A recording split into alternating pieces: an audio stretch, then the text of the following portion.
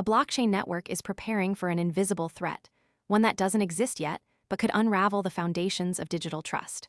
Cardano is now holding a governance vote on a long-term defense strategy against quantum computing, a move that shifts how we think about future-proofing decentralized systems. This isn't a sudden reaction. It's a coordinated, preemptive strike against a risk most networks are still ignoring.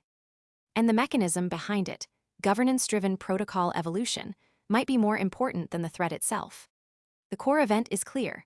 Cardano is actively voting on a dedicated quantum governance plan.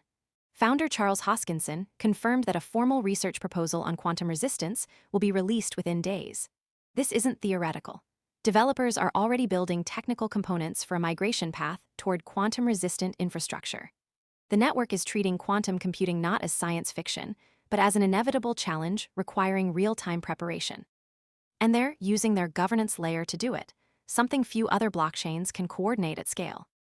Most people arrive after the move is obvious and the easy upside is gone.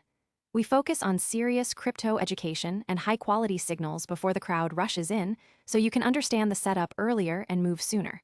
If you want that edge, visit the link below now. The real story isn't just about cryptography, it's about timing and structure. Quantum computers capable of breaking current encryption may still be years away, but the risk window is closing. Once a quantum attack becomes feasible, the damage could be instant: private keys exposed, funds stolen, trust shattered. That's why the approach matters. Cardano isn't waiting for a crisis.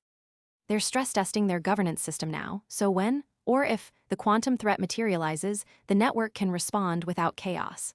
Hoskinson compared the scenario to an approaching asteroid. Even if distant, preparation can't wait until impact. Here's the mechanism. Cardano plans to leverage its annual hard fork cycle to implement changes. As Hoskinson put it, "It's just a hard fork, we do them every year." That routine gives them an edge. Unlike networks that resist protocol changes, Cardano's governance model is designed to handle structural upgrades without fragmentation. The vote happening now isn't just symbolic, it's a dry run for crisis coordination. If users approve the direction, the path to quantum security becomes a managed transition, not a panic-driven scramble. And that's where quantum security becomes more than a feature, it's a governance test. But uncertainty remains. The research proposal hasn't been published yet. We don't know the exact cryptographic standards they'll adopt, how the migration will affect existing wallets, or how participation in the vote will influence final decisions. What we do know is that governance is now the central lever. A failed vote could delay readiness.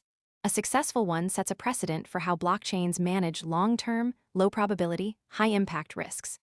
The important part is not the announcement, it's what it changes. Most people arrive after the move is obvious and the easy upside is gone. We focus on serious crypto education and high-quality signals before the crowd rushes in, so you can understand the setup earlier and move sooner. If you want that edge, visit the link below now. The next signal to watch is the release of the research proposal. That document will clarify whether Cardano is leaning toward lattice-based cryptography, hash-based signatures, or a hybrid model. It will also reveal how they plan to handle user onboarding during the transition, critical for maintaining network security without alienating holders. Until then, the vote itself is the test. The takeaway is this: quantum security isn't just a technical milestone, it's a governance milestone. Cardano is betting that decentralized coordination can outpace technological disruption. If they succeed, they won't just protect ADA.